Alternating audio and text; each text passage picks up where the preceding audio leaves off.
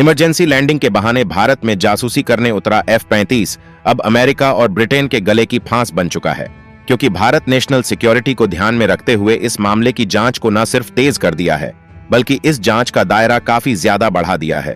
और अब इस मामले में अब तक सिर्फ भारत काम कर रहा था, भारत इसकी जांच कर रहा था, लेकिन अब इस मामले में अब तक की सबसे बड़ी एंट्री हो चुकी है, जो कि है रूस की। जी हां, इस वक्त जो खबर सामने आ रही है उसने अमेरिका और ब्रिटेन के साथ ही साथ पूरे नाटो देशों को एक बहुत बड़ा झटका दे दिया है, क्योंकि भारत ने अब तक सिर्फ F-35 पर खुद जांच की थी, लेकिन अब भारत ने इस जांच में और इस पूरे अपने जो सिक्योरिटी को चलते भारत जांच कर रहा है उसमें रूसी टीम को शामिल कर लिया है।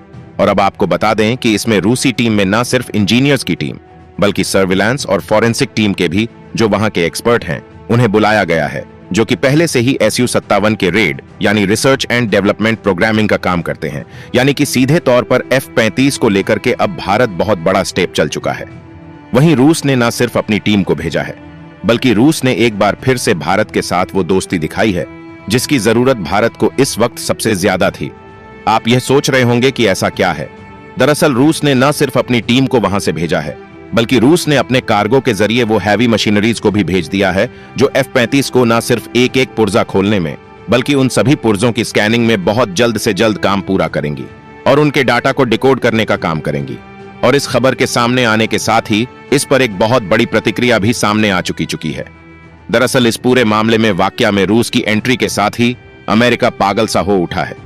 अमेरिकी राष्ट्रपति डोनाल्ड ट्रंप ने सीधा भारत और रूस दोनों को धमकी दी है कि F-35 से अगर दूर नहीं रहे तो भारत और रूस दोनों को गंभीर परिणाम भुगतने होंगे।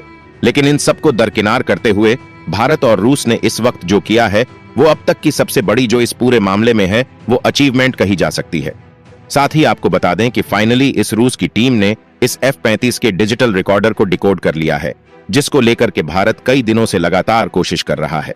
दरअसल इस टीम ने भारत की HAL यानी हिंदुस्तान एरोनॉटिकल्स लिमिटेड की रिसर्च एंड डेवलपमेंट टीम के साथ ही साथ इसमें DRDO की टीम के साथ मिलकर के इस पर बहुत सघन जांच पूरी कर दी है, जैसा कि आपने तस्वीरों में देखा है।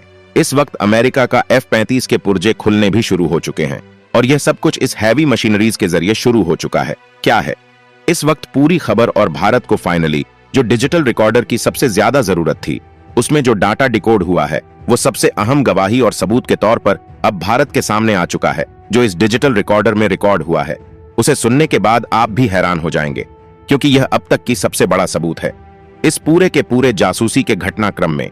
क्योंकि अब तक इस मामले में अमेरिका अपने आप को अलग साफ बता रहा था और ब्रिटेन अपने आप को अलग साफ बता रहा था, लेकिन हम यही समझ रहे थे कि अभी तक इस पूरे मामले में सिर्फ अमेरिका और ब्रिटेन है, बल्कि न सिर्फ अमेरिका और ब्रिटेन बल्कि इसमें एक और देश की एंट्री की खबर सामने आ रही है। यानी कि इस पूरे घटनाक्रम में अमेरिका और ब्रिटेन के साथ एक और देश जुड़ा हुआ था। कौन सा देश है वो इस वीडियो में आगे आपको खुद समझ आया जाएगा। जब इसके डिजिटल रिकॉर्डर से जो डाटा मिला है उसके बारे में आप समझेंगे क्या है पूरी खबर, क्या पूरी अपडेट इस वक्त निकल कर आ रही है, बताएंगे आपको इस वीडियो में। चैनल पर बने रहे, वीडियो को लाइक और चैनल को अगर अभी तक सब्सक्राइब नहीं किया तो चैनल को सब्सक्राइब कर लें और बेल आइकन को दबाना बिल्कुल भी मत भूलिएगा, क्योंकि यह आपके लिए महज कुछ एक सेकंड का काम है, लेकिन इससे हमारी काफी बड़ी मदद होती है और आपको दोबारा इस वीडियो को देखने के लिए चैनल बहुत आसानी से मिल भी सकेगा। दोस्तों, भारत की टीम लगभग 42 घंटे से ऊपर F-35 के एक एक पार्ट्स की जांच करने में लगी हुई थी, लेकिन इस F-35 जो कि 5th जनरेशन फाइटर जेट है उसे खोलना इतना आसान नहीं था, जिसको लेकर के भारत एक तरफ ब्रिटेन की मदद लेने को लिए भी तैयार था और ब्रिटेन की तरफ से कुछ मदद की गुंजाइश जैसे ही हुई उसको लेकर के अमेरिका ने सीधे ब्रिटेन को दबाने का काम किया। और इसके बाद भारत को जो चीजें ब्रिटेन बताने जा भी रहा था वो चीजें बताने से अमेरिका ने रोक दी और इससे पहले ही ब्रिटेन के इन सब चीजों और इस पूरे वाकया से रूस दूर कर बैठ करके मजे ले रहा था। खैर, रूस ने भारत को इससे पहले ऑफर किया था कि अगर F-35 के अपने इस पूरे फॉरेंसिक काम में अगर भारत रूस को शामिल करता है तो इससे रूस को ही भी बहुत बड़ा फायदा होगा। साथ ही रूस ने भारत को इसके लिए बहुत बड़ा ऑफर दिया था, लेकिन भारत ने अब तक इसमें रूस को जो सहमति है वह भारत की तरफ से नहीं मिलने के कारण रूस इस मामले से बिल्कुल अलग था। लेकिन अब फाइनली जापानी सर से ऊपर जाता हुआ दिखाई दे रहा है, क्योंकि अमेरिका लगातार भारत के ऊपर दबाव इस मामले को लेकर के बनाने की कोशिश में है, तो वहीं ब्रिटेन भारत को गोल गोल जवाब देकर के गुमराह कर रहा है। इस पूरे जासूसी के घटनाक्रम में ऐसे में रूस की एंट्री भारत की जरूरत भी बन चुकी थी, और इस कदर से अब इस पूरे फाइनली मामले में रूस ने एंट्री ले ली है।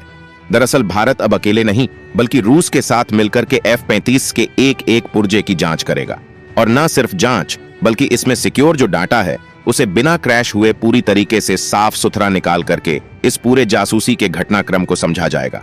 और अब इस मामले में भारत को जो इस वक्त अचीवमेंट मिली है वह बहुत बड़ी है। दरअसल रूस ने जो हैवी मशीनरी भेजी है उन मशीनरीज में क्या खूबी है यह आपको जान लेना चाहिए।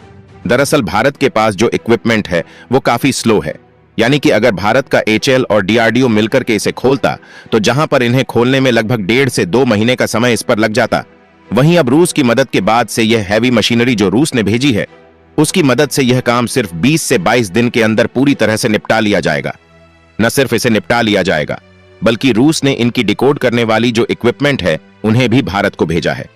अब आप यह कह रहे होंगे कि भारत के पास इतनी टेक्नोलॉजी कम नहीं है, लेकिन वास्तव में हकीकत अगर देखें तो भारत के पास 5th जनरेशन फाइटर जेट नहीं है, लेकिन रूस के पास 5th जनरेशन खुद का फाइटर जेट है।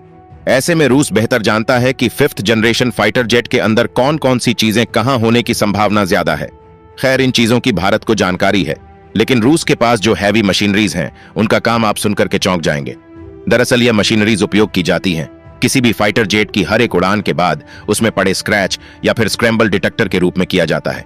यानी कि किसी भी फाइटर जेट को इस मशीनरी के आसपास से गुजारा जाता है तो उसके बाद यह मशीनरी उसके अंदर से अंदर के पार्ट को स्कैन करके उसके अंदर मौजूद किसी भी खामी को स्कैन करके यह जानकारी जुटा सकती है कि इसके अंदर क्या कमियां हैं। और इसका उपयोग कोई भी देश तब करता है जब उसे अपने हर एक फाइटर जेट को कहीं भेजना होता है।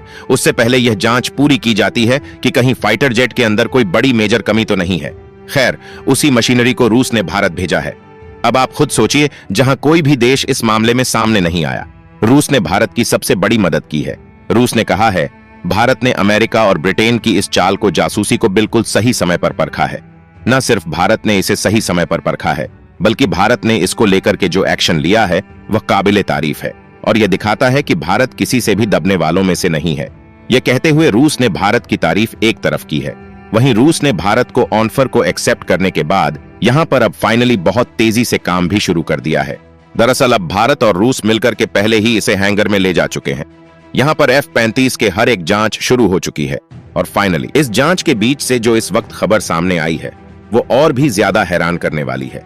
दरअसल भारत इसके कॉकपिट पर अपनी नजर पहले से ही गड़ा था और पिछले 42 घंटों से भारतीय वैज्ञानिक इसके कॉकपिट को खोलने की कोशिश में लगे हुए थे, लेकिन रूस की हैवी मशीनरीज और उनके एक्सपर्ट टीम्स की वजह से भारत को यह काम करने में और आसानी हुई। जो काम भारत को लगभग 4 दिनों में होना था वो काम सिर्फ भारत और वो रूस ने 2 दिन के अंदर ही कर लिया।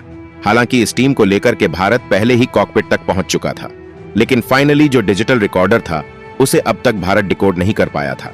लेकिन अब फाइनली रूस के आने से यह डिजिटल रिकॉर्डर डिकोड कर लिया गया है। अब आप यह समझेंगे कि डिजिटल रिकॉर्डर होता क्या है। आपको बता दें कि डिजिटल रिकॉर्डर कुछ हद तक ऐसी चीज मान लीजिए कि जो प्लेन में होने वाली हर एक घटना को रिकॉर्ड करता है, यानी कि उसमें कब कितना फ्यूल पड़ा है, इससे पहले कब रिफ्यूलिंग हुई है, फ्यूल पड़ने के साथ ही साथ उसके कॉकपिट में कभी कोई गड़बड़ी आई है और अगर वो गड़बड़ी आई है तो वो किस पार्ट में गड़बड़ी थी, साथ ही जब फ्लाइट ने उसने फाइटर जेट ने उड़ान भरी तो वह किस कॉन्टिनेंट या किस लॉन्गिट्यूड लैटिट्यूड पर था और जब वह हाइट पर अपनी गया तो वह क्या हाइट थी और साथ ही वो किन किन क्षेत्रों से होकर के कहां तक गुजरा है। इसका पूरा का पूरा रोड मैप जो होता है वो इसी डिजिटल रिकॉर्डर के अंदर रिकॉर्ड किया जाता है, जो कि बेहद खास पार्ट माना जाता है। या फिर यूं कह लीजिए, अगर किसी फाइटर जेट की इतिहास यानी कि उसकी हिस्ट्री हमें पूरी जाननी है तो हम डिजिटल रिकॉर्डर्स को ही प्राइमरी मानते हैं। खैर आपको बता दें कि डिजिटल रिकॉर्डर को ब्लैक बॉक्स के नाम से भी जाना जाता है। जैसे कभी भी कोई घटना होती है तो सबसे पहले ब्लैक बॉक्स को सर्च किया जाता है। यह बात तो आपको बेहतर पता होगी। खैर इसी चीज को डिजिटल रिकॉर्डर भी बोला जाता है और यहीं पर डिजिटल रिकॉर्डर को डिकोड किया गया है। आपको बता दें कि इसकी डिकोडिंग में लंबा समय लग जाता है, लेकिन रूस ने इस लंबे समय को भारत के साथ मिलकर के कम करके फाइनली इस डिजिटल रिकॉर्डर से जो रिकॉर्ड निकाले हैं वह चौंका देने वाले हैं। अब आपको हम बताते हैं कि असल में कहानी हुई क्या थी।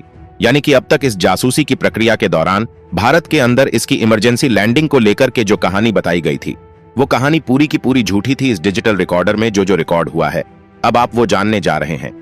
दरअसल आपको बता दें कि इस डिजिटल रिकॉर्ड से जो डाटा मिला है उसमें भारत ने जब 14 तारीख का डाटा निकाला तो उसमें साफ पता चला कि इसमें कोई इमरजेंसी जैसी स्थिति बनी ही नहीं थी। और जब इसे इंडिया के एयर स्पेस में उड़ान भरा गया, उस टाइमिंग के दौरान इसमें फ्यूल लगभग 35% से ज्यादा टैंक फुल था, यानी कि यह आसानी से एक बड़ी उड़ान भरने के लिए भी कैपेबल था। और इस कंडीशन में भी इसे भारत के अंदर इमरजेंसी लैंडिंग कराने की बात कही गई।